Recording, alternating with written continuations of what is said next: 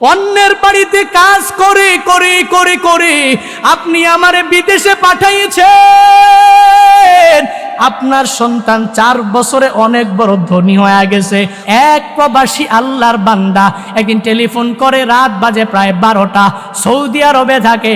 Telephone করে বলে, হুজুর একটু আগে আপনার মায়ের একটা বয়ান শুনলাম। মা বাবার বয়ান শোনার পরে এবার মনে করলাম আমার কিছু দুঃখের কথা আপনার কাছে শেয়ার করব।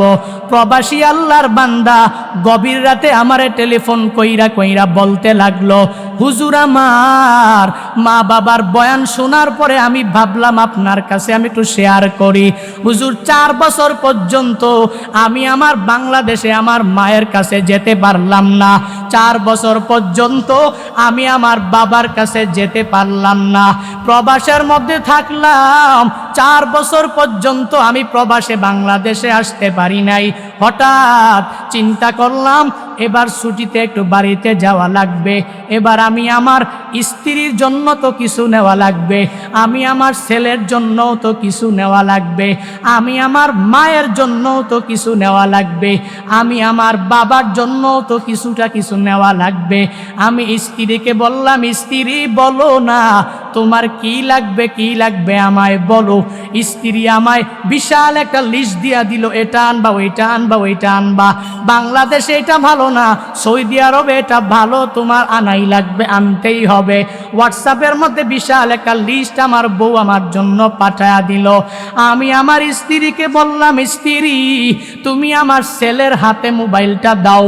ছেলের হাতে যখন মোবাইলটা দিয়া দিল, আমি আমার ছেলেকে জিজ্ঞাসা করলাম, হে ছেলে তোমার কি লাগবে তুমি আমায় একটু বলো না, যা বলবা আমি বাবা মায়া করে তোমার জন্য সব নিয়ে আসব। ছেলেটাও সব একটা বড় লিস্ট আমার জন্য হোয়াটসঅ্যাপের মধ্যে পাঠায়া দিল। আমি আমার ছেলেকে বললাম, এর ছেলে আমার বাবার কাছে তোর দাদার কাছে তুই মোবাইলটা নিয়ে যাও।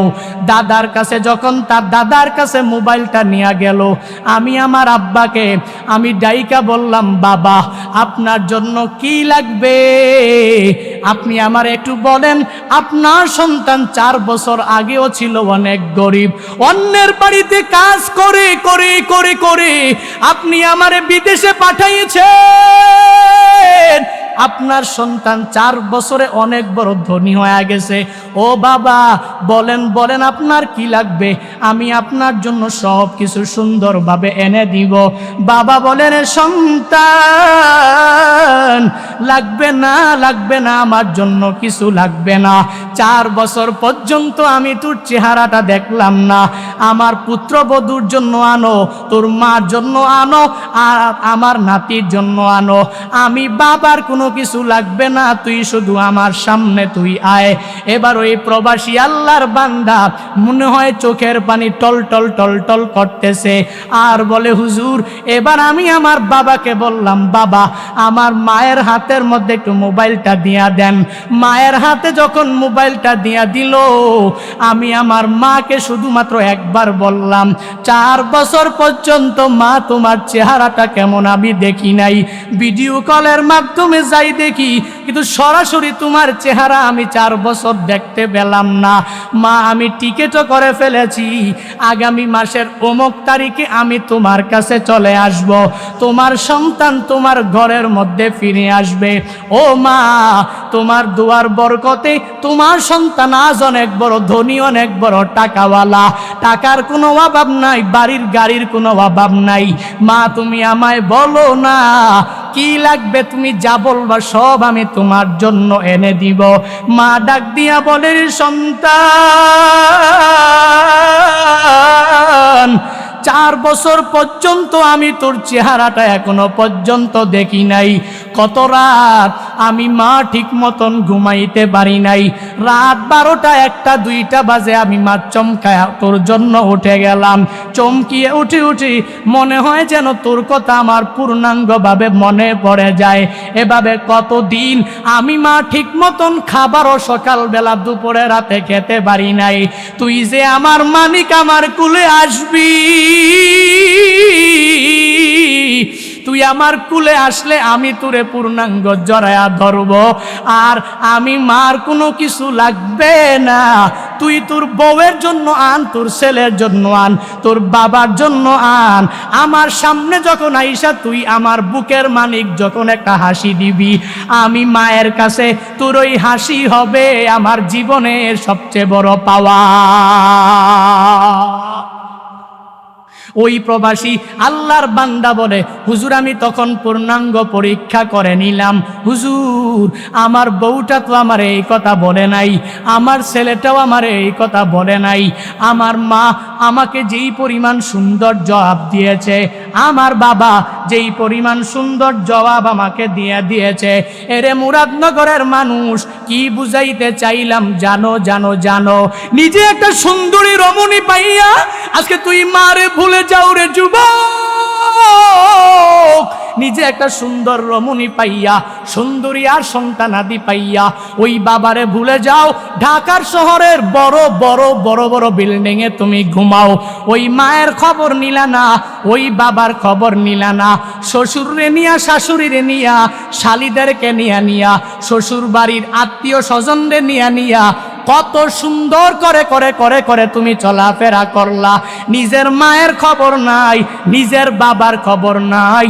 আমিও তো বলি তোমার মতো যুবক দুনিয়াতে বেঁচে থেকেও কোনো লাভ নাই। যেই যুবক এত বড় নিমক হারাম, যেই মা এত কষ্ট করে লালন পালন করলেন মায়ের খবর নিলা না, যেই বাবা এত কষ্ট করে করে লালন পালন করলেন খবর নিলা না। আমিও তো বলি এই যেই যুবকরা মায়ের খবর নেয় না, বাবার খবর নেয় না, শ্বশুর শাশুড়ির খবর নিতেও ভুলে না, এদের মতো নিমক হারাম দুনিয়াতে কেউ হতে পারে না। এর যুবক আল্লাহর বান্দারা এই মাহফিল থেকে তালিম নিয়ে বাড়িতে যাও। যতদিন বান্দা দুনিয়ায় বাঁচবা মার সাথে ভালো আচরণ করো। মার কাছে আজকে বাড়িতে যাইয়াই মার পায়ের মধ্যে পড়ে যাও, আর মাকে যায় বলো, ও মা তোমার দোয়া ছাড়া আমি দুনিয়াতে কিছু করতে পারবো না। মা তোমার দোয়া ছাড়া আমি কিয়ামতের ময়দানেও জান্নাতের অধিপতি হতে পারবো না। মা যদি তুমি দোয়া করো আমি পূর্ণাঙ্গ কামিয়াব হয়ে যেতে পারবো। মা দোয়া নিয়া সোশ্যাল মিডিয়ায় কাজ আরম্ভ করে দিবা, বরকত হয়ে যাবে। মা দোয়া নিয়া জব নিবা, ওই জবেও বরকত হয়ে যাবে। মা দোয়া নিয়া সফরে বের হয়ে যাবা, ওই সফরের মধ্যেও বরকত হয়ে যাবে। কেননা মায়ের দোয়া তো আমার মাওলার দরবারে ডাইরেক্ট কবুল হয়ে যায়।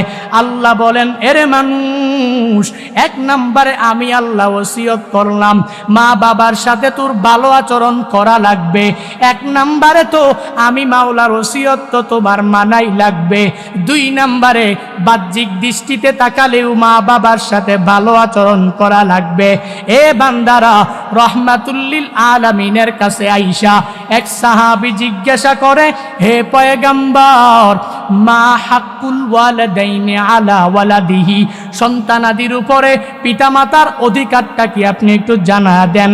নবী আমার বলেন, ক্বালা হুমা জান্নাতুকা ওয়া নারু, হে সাহাবী তোমার মা বাবা দুইজন তোমার জন্য জান্নাত, তোমার মা বাবা এই দুইজনই তোমার জন্য জাহান্নাম। বুঝলাম না। মুহাদ্দিসিনে কেরামগণ ব্যাখ্যা করে জানা দেয়, দুনিয়াতে যেই সন্তানেরা পূর্ণাঙ্গভাবে মা বাবাকে সন্তুষ্ট রেখে রেখে কবরে যদি যাও, কবর অটোমেটিক্যালি জান্নাতের বাগান হয়ে যাবে। আর যদি মা বাবার অসন্তুষ্টি নিয়ে নামাজ রোজা নেক আমল করে করে যদি কবরে যাও, তাহলে ওই কবর জান্নাতের বাগান হবে না। কারণ তোমার মা বাবা উভয়ই তোমার জন্য জান্নাত, তোমার মা বাবা উভয়ই তোমার জন্য জাহান্নাম। এরে আল্লাহর বান্দারা, এজন্য তো বলি ওই মা বাবার মনে আঘাত দিয়ে কবরে যাইও না। আজকে বাড়িতে যাইয়াই মার থেকে দোয়া নাও, বদদুয়া নিও না। কারণ মার দোয়া যেরকম ভাবে কবুল, মা বাবার বদদুয়াও ডাইরেক্ট মাওলার দরবারে কবুল। রহমাতুল্লিল আলামিন বলেন, সালাসু দাওয়াতিন মুস্তাজাবাত লা শাক্কা ফিহি দাওয়াতুল মাজলুম ওয়া দাওয়াতুল মুসাফির ওয়া দাওয়াতুল ওয়ালিদাইন লিওয়ালাদিহি রাহমাতুল লিল আলামিন। জানা দেন তিন ব্যক্তির দোয়া আমার মাওলার দরবারে ডাইরেক্ট কবুল হয়ে যায়। এক নম্বরে রাহমাতুল লিল আলামিন বলেন দাওয়াতুল মাজলুম, মাজলুমের দোয়া আমার মাওলার দরবারে সরাসরি কবুল হয়ে যায়। দুই নম্বরে দাওয়াতুল মুসাফির, মুসাফিরের দোয়া আমার মাওলার দরবারে ডাইরেক্ট কবুল হয়ে যায়। তিন নম্বরে দাওয়াতুল ওয়ালিদাইন লিওয়ালাদিহি, সন্তানাদির ব্যাপারে পিতামাতা যেই দোয়াই করবে, যেই বদদোয়াই করবে আমার মাওলার দরবারে কবুল হতে বান্দা দেরিও হবে না। এজন্য তো অনেক আল্লাহর বান্দা এখানে আসো যাদের মা দুনিয়ায় নাই, বাবা দুনিয়ায় নাই, কেউ আসো মাও নাই, বাবাও দুনিয়ায় নাই। এখন যদি আমায় বলো হুজুর আমার মা যখন দুনিয়াতে জীবিত অবস্থায় ছিল, আমার বাবা যখন দুনিয়াতে জীবিত অবস্থায় ছিল, আমি এদের সাথে ভালো আচরণ করতে পারি নাই, তো এখন কি করব? আমার তো মাও নাই, বাবাও নাই, দুইজনেই কবরস্থ হয়ে গেল। এক সাহাবী নবীর কাছে যাইয়া সেম টু সেম যখন প্রশ্ন করে দিল, যায়া বলো পয়গম্বর আপনি যে মার ব্যাপারে বাবার ব্যাপারে কত সুন্দর বয়ান করলেন, আমার মা নাই, আমার বাবাটাও দুনিয়াতে বেঁচে নাই, আমি আমার মৃত মা বাবাকে কেমনে সন্তুষ্ট করব? নবী আমার বলেন তিনটা তুমি আমল যদি ঠিক মতন করতে পারো তাহলে মৃত মা বাবাও তোমার প্রতি সন্তুষ্ট হয়ে যাবে। হে যুবকেরা যারা মা হারিয়েছো এই বয়ান তোমাদের জন্য। হে বান্দারা যারা বাবা হারিয়েছো এই বয়ান তোমাদের জন্য, শুনে নাও। যাদের মা নাই বাবা নাই এদের জন্য নবী বয়ান করেন, যদি মনে করো মা বাবাকে সন্তুষ্ট করে করে তুমি কবর দিতে পারো নাই, মা বাবাকে সন্তুষ্ট করে করে বিদায় দিতে পারলা না, রাহমাতুল লিল আলামিন জানায়া দেয় তিনটা কাজ যদি করতে পারো মা বাবা কবরস্থ হওয়ার পরেও তোমার জন্য সন্তুষ্ট হয়ে যাবে। এক নম্বরে হে সন্তানেরা নবী আমার জানায়া দেয় নিজে পূর্ণাঙ্গভাবে নেক আমলওয়ালা হয়ে যাও, নিজে নামাজি হয়ে যাও, নিজে রোজাদার হয়ে যাও, নিজে নেক আমলওয়ালা পূর্ণাঙ্গ হয়ে যাও। কবরস্থানে শায়িত মা বাবা তোমার প্রতি পূর্ণাঙ্গ সন্তুষ্ট হয়ে যাবে। এক নাম্বার। দুই নাম্বার হলো বান্দা যেই কাজ করা লাগবে, আমি জুনায়েদ আল হাবিবের বানানো কোনো কথা বলি না। নবীকে সাহাবী জিজ্ঞাসা করেন, নবী ওয়ে দেখায়া দেয় এর বান্দা মা বাবার সাথে অন্যায় আচরণ করা যাবে না, কারণ মা বাবা এই দুনিয়াতে সবচেয়ে বড় বড় নেয়ামত তোমার। এই বাবার মতো মার মতো আপন দুনিয়াতে আর কেউ হতে পারে না। এজন্যই আল্লাহ জানা দেয় এরে মানুষ আমি আল্লাহ পূর্ণাঙ্গ ওসিয়ত করলাম তুই তোর মা বাবার সাথে সর্বাবস্থায় ভালো আচরণ করবা, কশ্চিনকালেও খারাপ আচরণ তুই মা বাবার সাথে করবা না। এক নম্বরে আমি মাওলার ওসিয়ত তো তোমার মানাই লাগবে, তো মা বাবার সাথে তো ভালো আচরণ তোমার করাই লাগবে। এক নাম্বার ওসিয়ত চলে গেল। এবার দুই নাম্বার কারণটা যদি কোনো আল্লাহর বান্দা জিজ্ঞাসা করে হুজুর আমার মা বাবার সাথে আমি কেন ভালো আচরণ করব বুঝলাম না, আল্লাহর ওসিয়ত যদিও তুমি না মানো তাহলে দুনিয়াতে বাহ্যিক দৃষ্টিতে একটু তাকায়া দেখো, তোমার মা তোমার জন্য কষ্টের কোনো কমতি করে নাই, কষ্টের কোনো কমতি করে নাই। কেমন কেমন জানো আল্লাহ এজন্যই বান্দাদেরকে স্মরণ করে আল্লাহ জানায়া দেয় এরে আমার বান্দা বান্দির দল, এক নম্বরে আমি মাওলার ওসিয়ত অনুযায়ী তুই তোর মা বাবার সাথে ভালো আচরণ করবি। দুই নম্বরে তোর মা তোর জন্য যেই পরিমাণ কষ্ট করেছে তুই জানো না, একটু বাড়িতে যাইয়া বালিশের সঙ্গে যখন মাথাটা লাগা দিবা তখন এই পূর্ণাঙ্গ চিন্তা করো তোমার মা তোমার জন্য কি পরিমাণ কষ্ট করেছে, কি পরিমাণ কষ্ট করেছে। এরে বান্দা তোর তো জানা নাই, মা তোকে গর্বের মধ্যে ধারণ করেছে কষ্টের পর কষ্ট করিয়া। আল্লাহ স্মরণ করে জানা দেয় হামালাতহু উম্মুহু ওয়াহনান আলা ওয়াহান। আল্লাহ বলেন এর সন্তানাদির দল তোর মা তোরে কি পরিমাণ কষ্ট করে গর্বের মধ্যে ধারণ করলো, এই একটা বোঝা নিয়া নিয়া মা কত কষ্ট করে করে এক ঘর থেকে আরেক ঘরে মা যেতে পারে নাই, এক জায়গা থেকে আরেক জায়গায় মা ঘোরার জন্য যেতে পারে নাই, এক জায়গা থেকে আরেকটা বাড়িতে মা বেড়াইবার জন্য যেতে পারে নাই। কারণ কি জানো? প্রেগনেন্ট অবস্থায় এক জায়গা থেকে আরেক জায়গায় গেলে লজ্জা পাবে। এই জন্য মা দুনিয়ার যত আরাম আয়েশ সব কিছু তোমার জন্য ত্যাগ করে দিল। আল্লাহ বলেন, রে মানুষ, হামালাতহু উম্মুহু ওয়াহানান আলা ওয়াহান, তোমার মা কি পরিমাণ কষ্ট করে গর্ভের মধ্যে তোমাকে ধারণ করেছে। এরে বান্দা, তুমি যদি ওই চিন্তা ভাবনা যদি অন্তরের মধ্যে ঢুকাও, পশ্চিমকালেও তুই তোর মার সাথে খারাপ আচরণ করতে পারো না, পশ্চিমকালেও তুই তোর বাবাকে ধমক দিতে পারো না। এরে নবীর উম্মতের দল, ওই মা কি পরিমাণ কষ্ট গর্ভের মধ্যে রাখিয়া রাখিয়া করলেন বান্দা তুমি জানো না।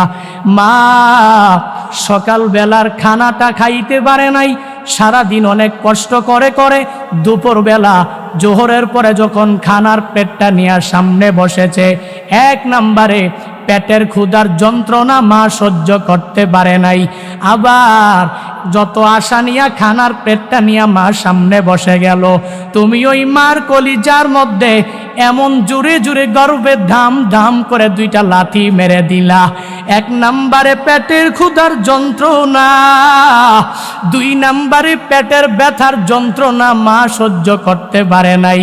খানার প্লেটটাকে এক পাশে রাখিয়া ওই গর্ভবতী মাটা বারান্দার পাশে গিয়া গিয়া গিয়া বিনা বিনা কান্না করে। শাশুড়ি আম্মা যা জিজ্ঞাসা করে, বৌমা তুমি কেন কান্না করো? বুঝলাম না, আমার পক্ষ থেকে কোনো কষ্ট পেয়েছো? বলে না না, আপনার পক্ষ থেকে কোনো কষ্ট পাই নাই। আমার ছেলের পক্ষ থেকে কোনো কষ্ট পেয়েছো? বলে না না, তাও কষ্ট পাই নাই।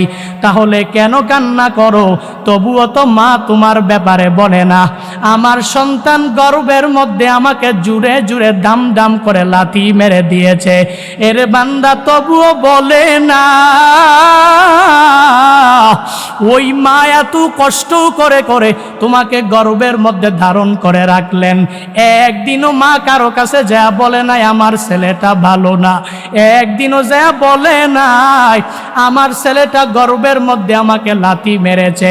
তখন শাশুড়ি আম্মা দাইকা বলে, তুমি যেই পথের এখন যাত্রী, আমিও এক সময় একই পথের যাত্রী ছিলাম। তাকায়া দেখ, যেই ছেলের কারণে তুই আমার ঘরের মধ্যে পুত্রবধূ হয়ে আসতে পেরেছ, ওই ছেলেটাকে আমি মা গর্ভের মধ্যে রেখে রেখে রেখে রেখে আমি মা একদিন বড় করেছিলাম। আমি জানি এই গর্ভের মধ্যে রাখা কত বড় গুরুত্বপূর্ণ কাজ। হে বৌমা, চলো খানার পেটের মধ্যে বসে যাও। তবুও তো মা যাইতে চাইল না, সন্তানের কথা কারো কাছে বলতেও চাইল না।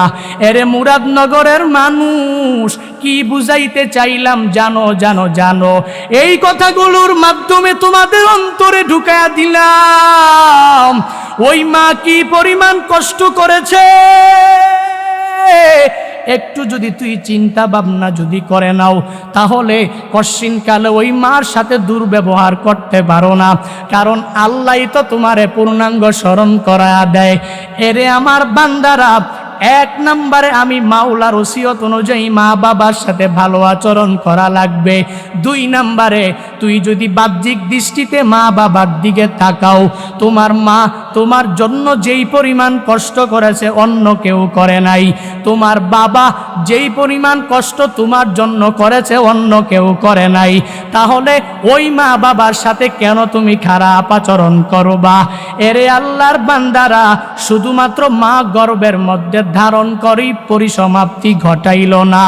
আল্লাহ বলেন, এরে মানুষ, দুনিয়াতে আসার পরে তোমার মা ওয়াফিসালুহু ফি আমাইন, দুনিয়াতে আসার পরে 2টি বছর মা তোমাকে দুগ্ধ পান করিয়েছে।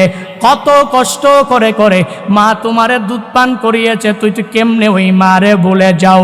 আল্লাহ বলেন, ইনসান, এক নম্বরে আমি মাওলার ওসিয়ত অনুযায়ী মা বাবার খেদমত তোমার করাই লাগবে। দুই নম্বরে মা বাবার খেদমত তুই করবি বাহ্যিক দৃষ্টিতে তাকালেই তো করা লাগবে, মানবিক দৃষ্টিতে তাকা থাকাকালেই মা বাবার সাথে পূর্ণাঙ্গ ভালো আচরণ করা লাগবে। যেই মা এত কষ্ট করে করে করে করে লালন পালন করে করলেন, যেই বাবার মায়ের মাধ্যমে দুনিয়াতে আসলাম, আজকে একটা সুন্দরী রমণী পাইয়া ওই মারে তুমি ভুলে যেতে দেরি করো নাই। আজকে একটা সুন্দরী রমণী পাইয়া ওই বাবারে তুই ভুলে যেতে একটুও দ্বিধা করলি না। ঢাকার শহরে বাড়ি গাড়ির কোনো অভাব নাই, কিন্তু মা থাকে বাড়ি, বাবাও থাকে বাড়ি। একবারও বলে না মা তুমি আমার বাসায় থাকবা, একবারও বলে না বাবা তুমি আমার গুলশানের ফ্ল্যাটের মধ্যে থাকবা। কেন বলে না? কারণ জানে মুরব্বী মানুষ গেলেই বারংবার নামাজের কথা বলবে, মুরব্বী মানুষ আমার বাসায় গেলে রোজা রাখার কথা বলবে, মুরব্বী মানুষ আমার বাসায় গেলে নেক আমলের কথা বলবে। এজন্য মাকে ঢাকার বাসায় নিয়ে যায় না, বাবাকে ঢাকার বাসায় নিয়ে যায় না, এরকম ধনী সমাজে আছে না? না, আল্লাহ বলেন ওয়াসাইনাল ইনসান, হে মানুষ আমি আল্লাহ ওসিয়ত করলাম তোমার মা বাবার সাথে সর্বাবস্থায় তুমি ভালো আচরণ করো। আল্লাহ বলেন আমি আল্লাহ ওসিয়ত করলাম মা বাবার সাথে সর্বাবস্থায় তোমার ভালো আচরণ করাই লাগবে। তো কেন করবা? এক নম্বরে আমি মাওলার পক্ষ থেকে ওসিয়ত তো তোমার মানাই লাগবে। কেননা আমি মাওলা তোমার রব, এজন্যই তো মা বাবার সাথে তোমার ভালো আচরণ করা লাগবে। আমি আল্লাহ ওসিয়ত করেছি, তুই কেন মানবি না? আমি আল্লাহ কি তোকে আসমান দেই নাই, জমিন দেই নাই? আমি আল্লাহ কি এত সুন্দর করে তোরে বানাই নাই? তো আমি আল্লাহ সব কিছু তোর জন্য দিলাম, তোর জন্য আমি আল্লাহ বানাইলাম। এই সব কিছু দেওয়ার পরে যখন আমি আল্লাহ তোকে আদেশ করব, তোর এটা মানা লাগবে, তো মানাই লাগবে। আমি আল্লাহ যখন নিষেধ করব এটা মানবি না, তো মানতে পারবি না। কেননা আমি মাওলার পক্ষ থেকে যেই ওসিয়ত, এই সর্বাবস্থায় বান্দা আমি মাওলার পক্ষ থেকে ওসিয়তটা তো তোমার মানাই লাগবে। আল্লাহ বলেন আমি আল্লাহ ইনসানের কাছে পূর্ণাঙ্গ ওসিয়ত করলাম, ইনসান মা বাবার সাথে সর্বাবস্থায় ভালো আচরণ করবে। কশ্চিনকালেও ইনসান মা বাবার সাথে অন্যায় আচরণ করবে না, মা বাবার সাথে কশ্চিনকালেও কোনো খারাপ আচরণ করবে না। মা বাবা যদি দুর্বল হয় অথবা গরিব হয়, ওই মা বাবাকে যদি যুবকরা যায় বলে ও আব্বা জান আম্মা জান আমাকে একটা দামি বাইক কিনে দিবেন, দামি আইফোন মোবাইল কিনা দিবেন, তো মা বাবা যদি বলে আমরা গরিব, টাকা নাই, কোনো রকম চলতে পারি, তুই কোনো রকম চল, আমরা তোকে দিব, তবে পরে দিব, এখন পারবো না, তখন আল্লাহর ওসিয়ত অনুযায়ী মা বাবা যেটা বলবে ওটাতেই আলহামদুলিল্লাহ বলে মেনে নেওয়া লাগবে। এর বান্দা কশ্চিনকালেও মার সাথে বাবার সাথে কশ্চিনকালেও খারাপ আচরণ করা যাবে না, কারণ আমার রবের পক্ষ থেকে পূর্ণাঙ্গ ওসিয়তটা তো তোমার মানাই লাগবে। কেমনে মানবারে গুলাম? মা বাবার সাথে কি পরিমাণ ভালো আচরণ তোমার করা লাগবে জানো জানো জানো? ফেসবুকের মধ্যে কয়েকদিন যাবৎ দেখি একটা পোস্ট আমার সামনে বারংবার পড়ে।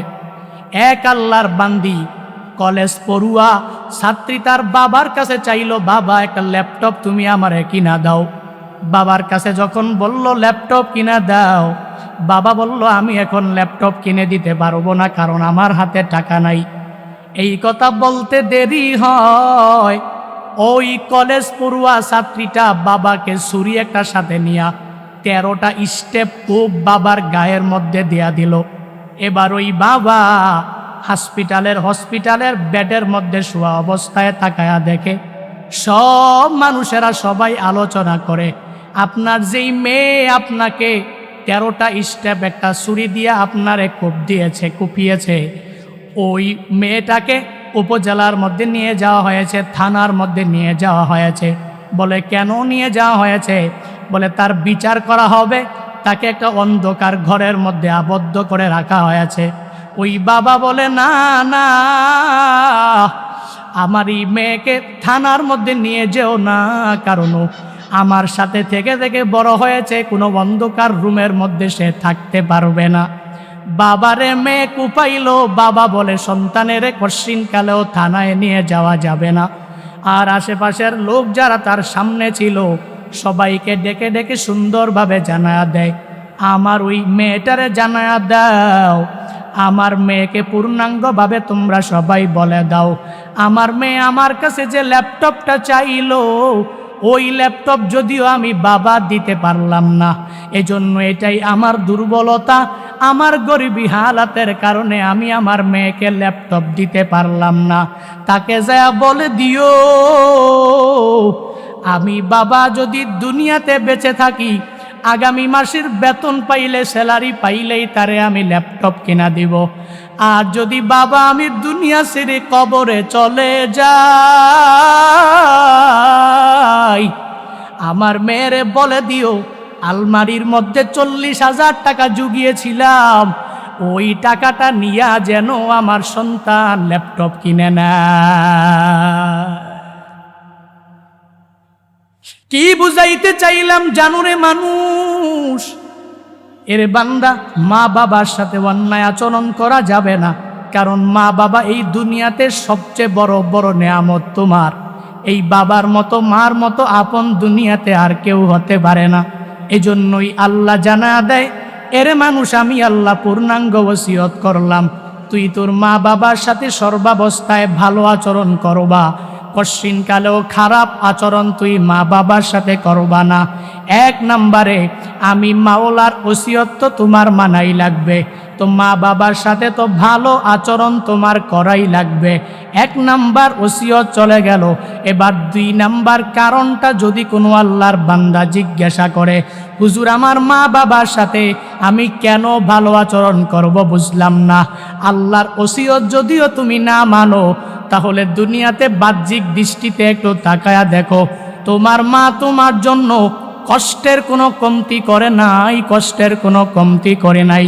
কেমন কেমন জানো, আল্লাহ এজন্যই বান্দাদেরকে স্মরণ করে আল্লাহ জানায়া দেয়, এরে আমার বান্দা বান্দির দল, 1 নম্বরে আমি মাওলার ওসিয়ত অনুযায়ী তুই তোর মা বাবার সাথে ভালো আচরণ করবি। 2 নম্বরে তোর মা তোর জন্য যেই পরিমাণ কষ্ট করেছে তুই জানো না।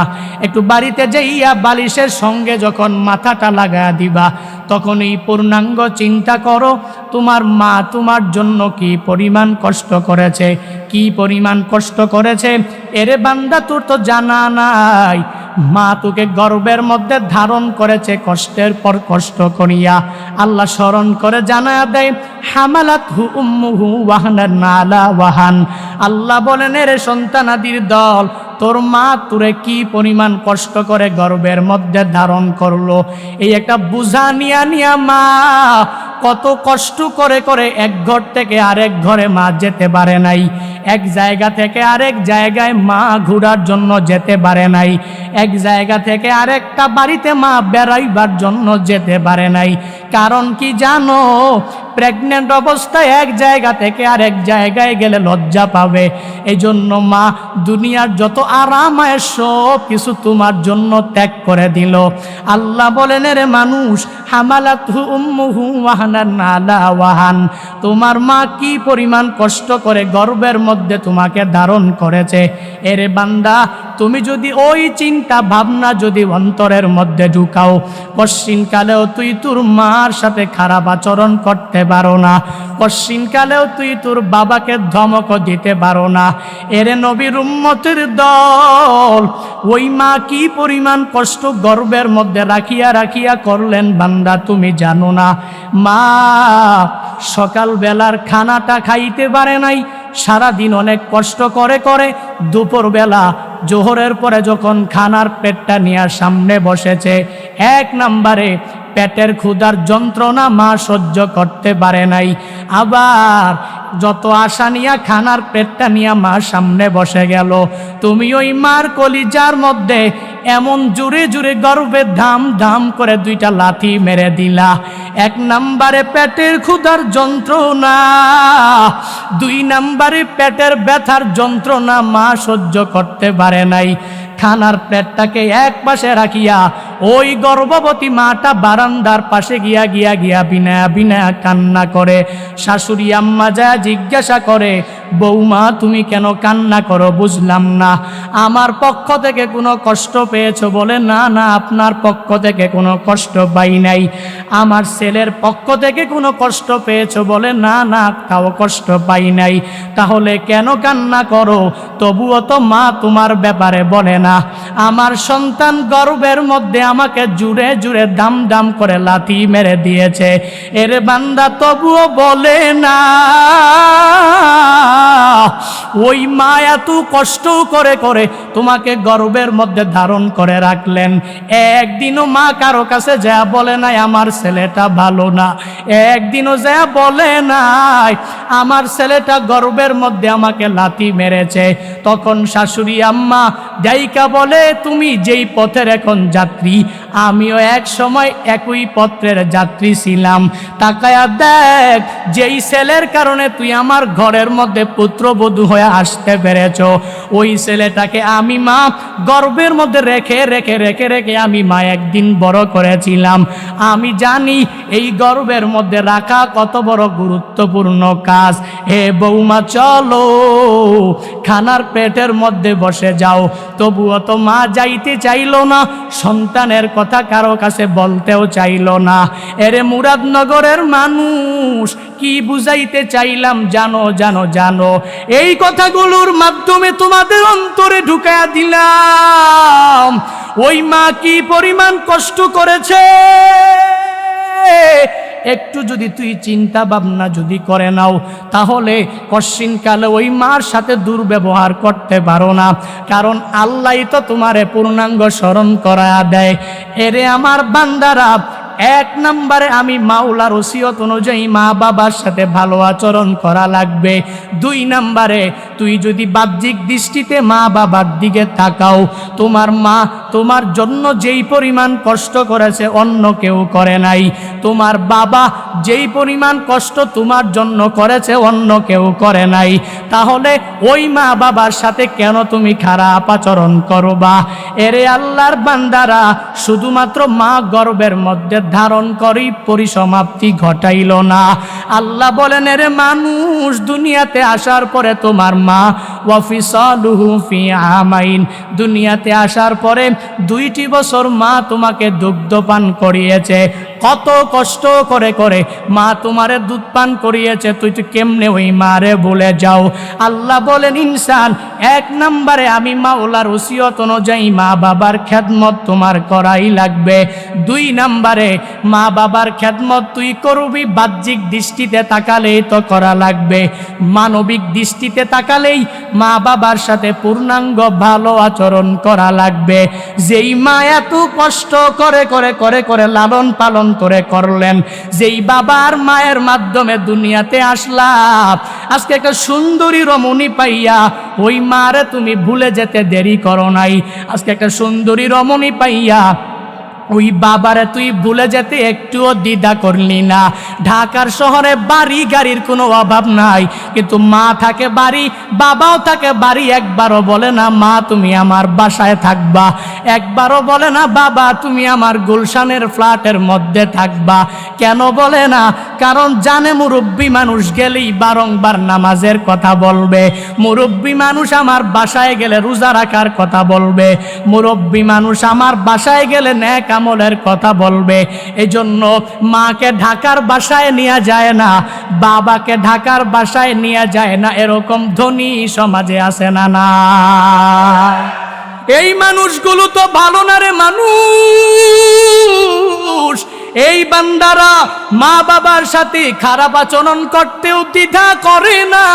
কশ্চিনকালেও এরা মা বাবার দোয়া নিয়ে কশ্চিনকালেও কবরে যেতে পারবে না।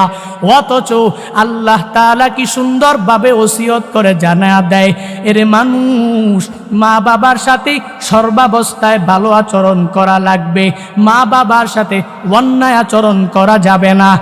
এক নম্বরে আমি মাওলার ওসিয়ত অনুযায়ী তোর মানা লাগবে।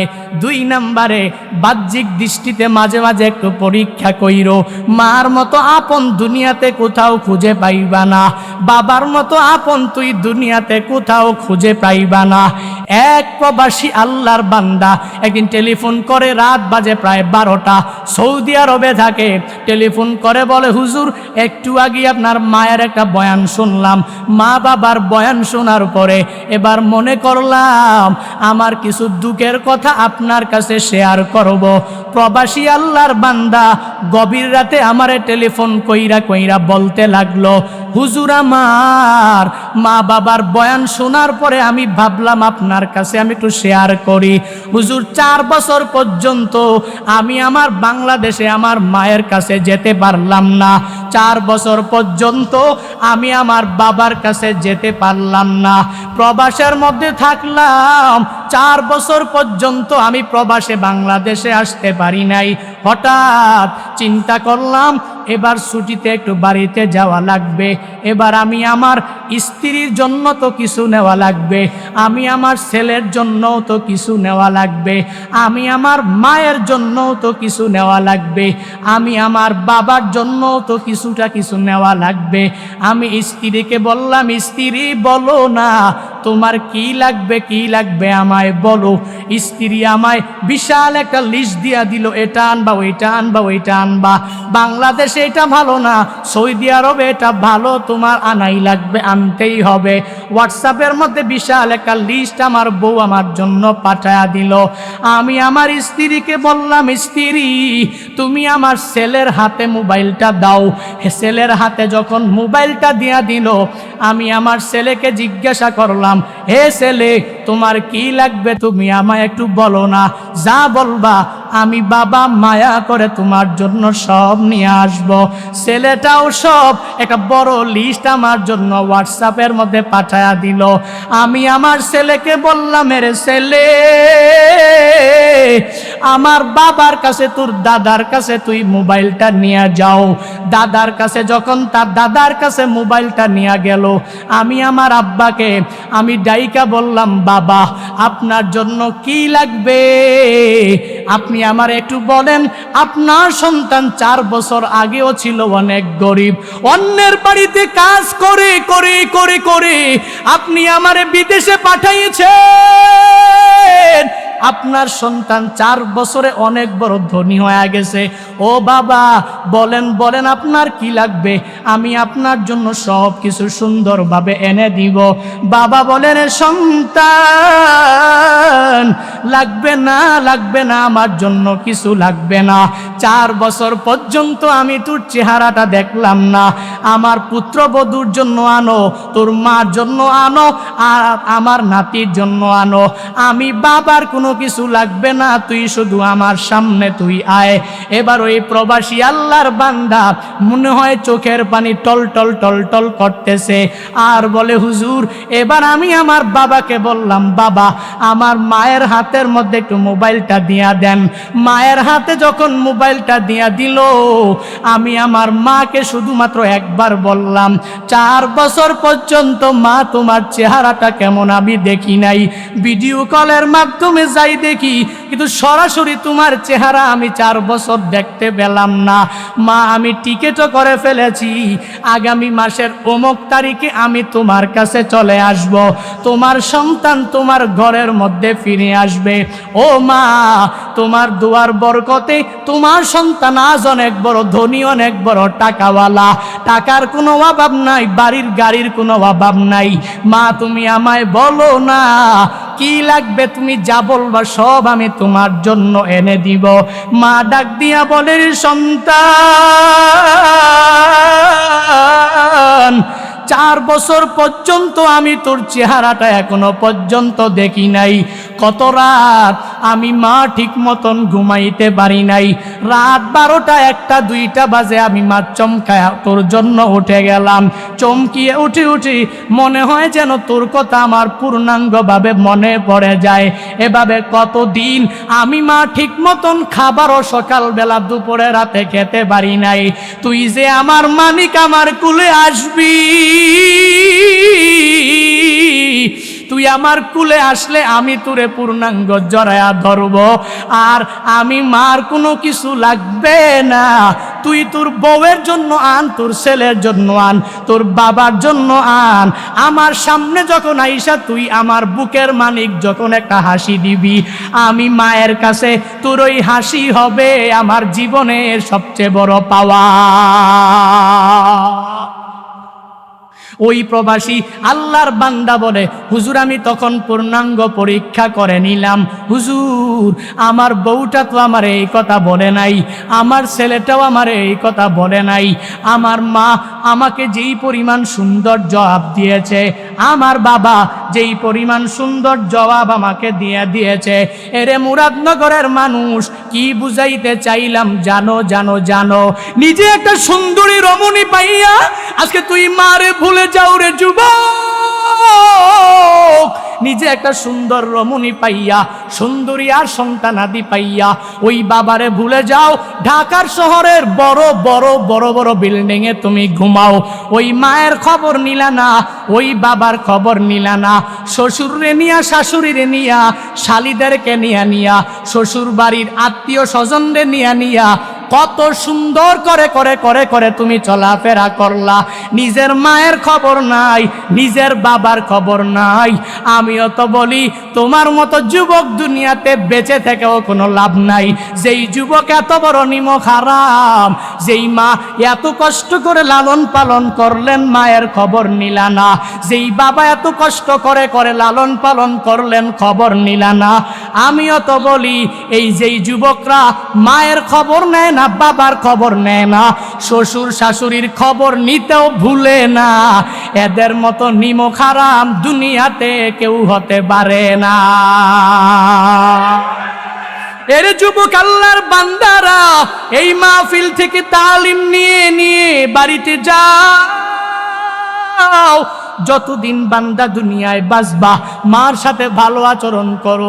মার কাছে আজকে বাড়িতে যাইয়াই মার পায়ের মধ্যে পড়ে যাও, আর মাকে যায় বলো, ও মা তোমার দোয়া ছাড়া আমি দুনিয়াতে কিছু করতে পারবো না, মা তোমার দোয়া ছাড়া আমি কিয়ামতের ময়দানেও জান্নাতের অধিপতি হতে পারবো না, মা যদি তুমি দোয়া করো আমি পূর্ণাঙ্গ কামিয়াব হয়ে যেতে পারবো। মা দোয়া নিয়া সোশ্যাল মিডিয়ায় কাজ আরম্ভ করে দিবা, বরকত হয়ে যাবে। মা দোয়া নিয়া জব নিবা, ওই জবেও বরকত হয়ে যাবে।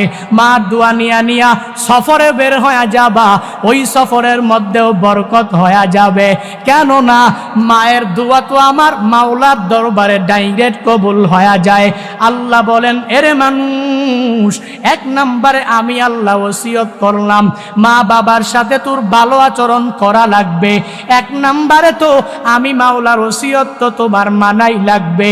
দুই নম্বরে বাহ্যিক দৃষ্টিতে তাকালেও মা বাবার সাথে ভালো আচরণ করা লাগবে। এ বান্দারা, রহমাতুল্লিল আলামিনের কাছে আইসা এক সাহাবী জিজ্ঞাসা করে, হে পয়গম্বর, মা হাক্কুল ওয়ালিদাইনি আলা ওয়ালাদিহি, সন্তানাদির উপরে পিতামাতার অধিকারটা কি আপনি একটু জানা দেন। নবী আমার বলেন, ক্বালা হুমা জান্নাতুকা ওয়া নারুক, হে সাহাবী তোমার মা বাবা দুইজন তোমার জন্য জান্নাত, তোমার মা বাবা এই দুইজনই তোমার জন্য জাহান্নাম। বুঝলাম না।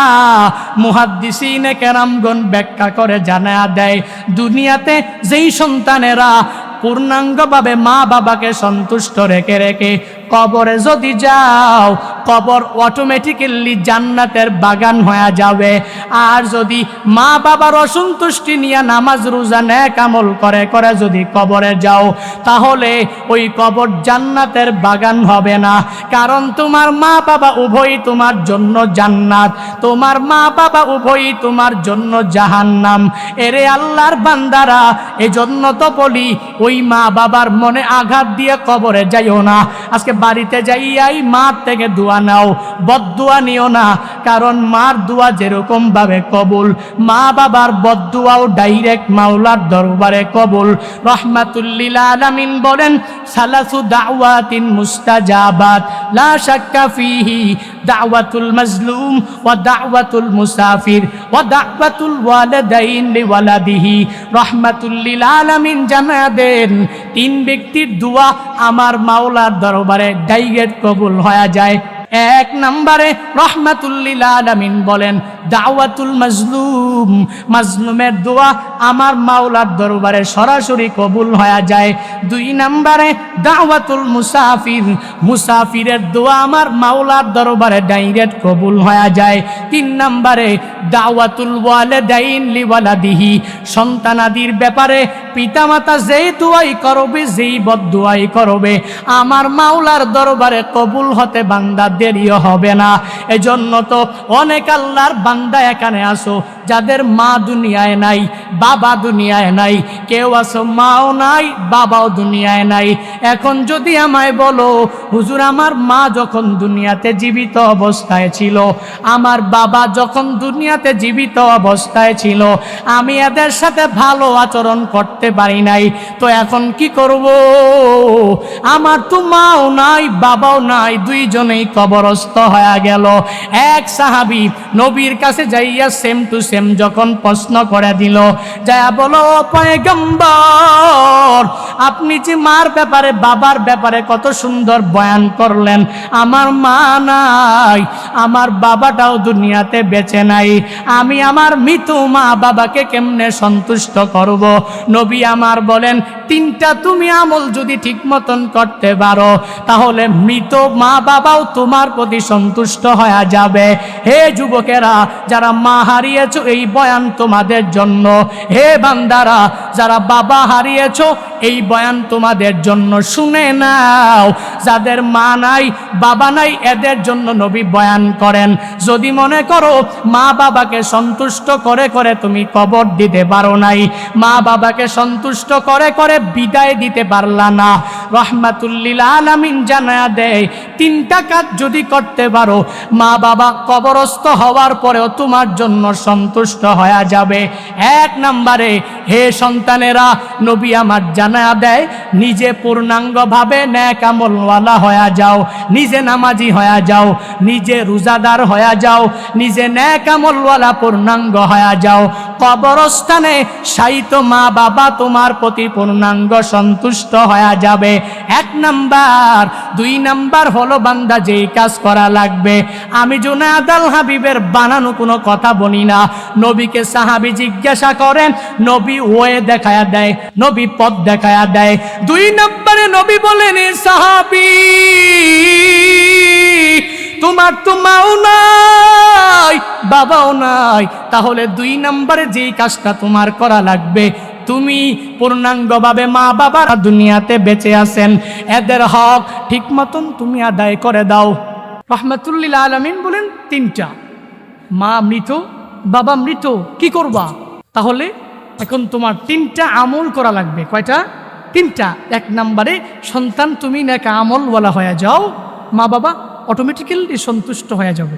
দুই নাম্বার মা বাবার আত্মীয় স্বজন যারা আছে এদের হক ঠিক মতন আদায় করো, এদের সাথে ভালো আচরণ করো, মৃত মা বাবা তোমার প্রতি সন্তুষ্ট হয়ে যাবে। তিন নম্বরে মা বাবাকে কেমনে খুশি রাখবা, সন্তুষ্ট কেমনে করবা, মা বাবার জন্য মসজিদ মাদ্রাসা ভালো জায়গা ওখানে দান সৎকার করার চেষ্টা করবা, যখনই সময় পাইবা মার নামে দান করবা, যখনই সময় পাবে বাবার নামে দান করবা। হ্যাঁ হুজুর আমি মা বাবার হক ঠিক মতন আদায় করতে পারিনি, এখন কি করব? রাহমাতুল লিল আলামিন শিক্ষা দিয়েছেন। কি শিক্ষা? বলে যাদের মা নাই যাদের বাবা নাই এরা প্রত্যেক সপ্তাহে বৃহস্পতিবার দিবাগত রাত মাগরিবের পর থেকে নিয়ে এসা পর্যন্ত এই সময় মাগরিবের নামাজটা আদায় করার পরে তার সব আমলগুলো করা শেষে সে 2 রাকাত নামাজ আদায় করবে। তাদের মা নাই বাবা নাই, কি আমল? মা বাবার নামে সে 2 রাকাত নামাজ পড়বে, সূরা ফাতিহা পড়ার পরে একবার আয়াতুল কুরসি পড়বে, সাথে সাথে আবার সূরা ইখলাসটাকে সে একবার পড়বে, তারপর সূরা নাস 5 বার, সূরা ফালাক 5 বার, এভাবে 2 রাকাত নামাজে এভাবে সে পড়বে। মেনটেন করে পড়ার পরে 2 রাকাত নামাজ শেষে সে 5 বার ইস্তিগফার করবে, 15 বার রাহমাতুল লিল আলামিনের উপরে দুরূদ পড়বে, পরে এই পূর্ণাঙ্গ সব আমলটা মা বাবার নামে সে বকশিশ করে দিবে। রাহমাতুল লিল আলামিন বলেন যেই সন্তান মা বাবার নামে প্রত্যেক বৃহস্পতিবার দিবাগত রাত মাগরিব থেকে আসা পর্যন্ত এই 2 রাকাত নামাজ আদায় করতে পারবে, সে মা বাবার পূর্ণাঙ্গ হক আদায় করেছে বলে বিবেচিত হয়ে যাবে। আরো জোরে সুবহানাল্লাহ। এজন্য মা বাবা দুনিয়ায় বেঁচে থাকলে আজকে বাড়িতে যেয়ে পায়ে পড়ে যাবেন আর মাকে বলবেন, মা একটু দোয়া করে দাও না, কারণ তোমার দোয়া ছাড়া আমি কিছু করতে পারবো না। মনে রাখবেন, জুনায়েদ আল হাবিবকে দেখেন, দেখতে মানুষ ছোট, আমার মতোই বয়সী, আমার ছোট ভাইয়ের মতো বয়সী, আমার সন্তানের মতো বয়সী, কেমনি বয়ান করে, কেমনে এত দূর দূর যায়, এত লোকের সামনে ভয় করে না, কেমনে কথা বলে, এত দূর দূর দাওয়াত দিয়ে মানুষ নিয়ে যায়, টাকাও দেয়, সম্মানও দেয়, মর্যাদা দেয়। কই এলেম নাই, হেলেম নাই, কোনো কিছুই নাই, কেমনে কথা বলে? আমি বলি পাওয়ার জুনায়েদ আল হাবিবের না, ওই পাওয়ার জুনায়েদ আল হাবিবের বাসার মধ্যে মা বাবার দুয়ার পাওয়ার। মা বাবার দুয়ার পাওয়া, খুদার কসম করে প্রত্যেকটা মাহফিলে গেলে আমি বলি, এটা মা বাবার দোয়া, নচেত জুনায়েদ আল হাবিব এই ময়দানে বসে বয়ানও করতে পারে না, সামনের মানুষগুলো বৈশা বৈশা বয়ানও শোনে না। এজন্য তো বলি মা আপন, বাবা আপন। দুনিয়াতে সবচেয়ে বড় শ্রেষ্ঠ নেয়ামতের নাম মা বাবা। এদের থেকে দোয়া নিয়ে চলবেন, যে কোনো কাজ করবেন এদের থেকে দোয়া নিয়ে শুরু করবেন, কামিয়াব করবেন কে? সফলতা দিবেন কে? বলে হুজুর সফল হই না কেন? কেমনে হবেন? আপনি তো প্রথম জায়গায় ভুল করে রাখছেন, ফাউন্ডেশনে ভুল। মার থেকে দোয়া নাই, মা দিতেছে বদদোয়া, মার থেকে বাবার থেকে দোয়া নাই, শুধু বদদোয়া বদদোয়া। চেষ্টা করবেন হে প্রিয় ভাইরা, মা বাবার সাথে সর্বাবস্থায় ভালো আচরণ করবেন, সর্বাবস্থায় মার থেকে দোয়া নিয়ে চলবেন। আল্লাহ তাআলা আমাদের প্রত্যেককে তৌফিক দান করুন। আরো জোরে পড়েন, আরো জোরে মন থেকে একবার করে পড়ি, আল্লাহুম্মা আমিন। একটা সঙ্গীতের জন্য রিকোয়েস্ট করেছে, সঙ্গীতটা বয়ান হবে না, বয়ান ছাড়া অন্য এক স্টাইলের রবের নামে এক সঙ্গীত পরিবেশন করব, শুনবেন? শেষ করি ইনশাল্লাহ। আপনাদের কাঙ্ক্ষিত মেহমান যিনিরা আছেন ওনারাই বয়ান করবেন। আমরা রবকে বন্ধু বানাবো। কাকে? কথা বলেন না কেন? আমরা সর্বাবস্থায় রবকে বন্ধু বানাবো। আল্লাহ রবকে তোমাকে বন্ধু বানানোর তৌফিক দান করো। আরো জোরে বলেন, তোমার মতো প্রিয় বন্ধু যার হৃদয়ে রয়, তোমার মতো প্রিয় বন্ধু যার হৃদয়ে রয়, তার কি আর থাকতে পারে, তার কি আর থাকতে পারে দুঃখ কষ্ট ভয়, তোমার মতো প্রিয় বন্ধু যার হৃদয়ে রয়, তোমার মতো প্রিয় বন্ধু যার হৃদয়ে রয়। শিশুকালে মায়ের দুধে বাঁচাও ক্ষুধা প্রাণ, মায়ের স্নেহে বেড়ে উঠি তোমার অবদান, ঠিক কিনা? শিশুকালে মায়ের দুধে বাঁচাও ক্ষুধা প্রাণ, মায়ের স্নেহে বেড়ে উঠি তোমার অবদান। বন্ধু হয় ভালোবাসা, বন্ধু হয় ভালোবাসা ছড়াও জগৎময়, তোমার মতো প্রিয় বন্ধু যার হৃদয়ে রয়, ঠিক কিনা? তোমার মতো প্রিয় বন্ধু যার হৃদয়ে রয়, তার কি আর থাকতে পারে, তার কি আর থাকতে পারে দুঃখ কষ্ট ভয়, তোমার মতো প্রিয় বন্ধু যার হৃদয়ে রয়, তোমার মতো প্রিয় বন্ধু যার হৃদয়ে রয়, রবের মতো প্রিয় বন্ধু যার হৃদয়ে রয়।